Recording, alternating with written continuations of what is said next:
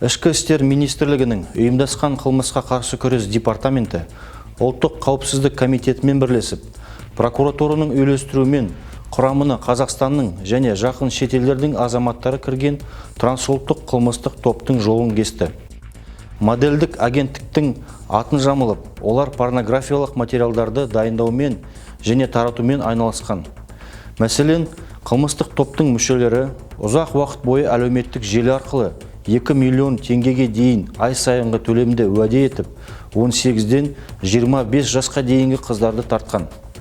Қыздар аталған қызметтен бас тартқан жағдайда қылмыскерлер оларға психологиялық қысым көрсетіп, айыппұл салған. Топтың ішінде нақты рөлдері белгіленген ұйымдастырушылар, басшылар, азғырып көндірушілер, әкімшілер, IT мамандар және бухгалтерлер болған. Анықталғандай, қылмыстық топтың қаражат айналымы соңғы 5 жылда 3 миллиард теңгеден асқан.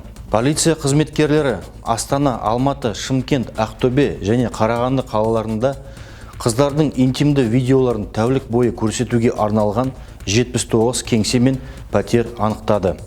Арнайы операция барысында аталған қалаларда бір уақытта 138 тінту іс-шарасы жүргізіліп, 80-нен астам компьютерлік жабдық, шамамен 1 килограмм есірткі құралы және 69 мыңнан астам ақш доллары тәркіленді.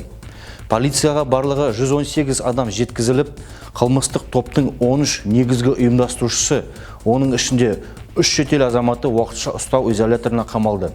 Қазіргі уақытта Ішкі істер министрлігінің тергеу департаменті трансұлттық қылмыстық топ құру, оған басшылық ету және қатысу фактісі бойынша сотқа дейінгі тергеп-тексеру жүргізуде.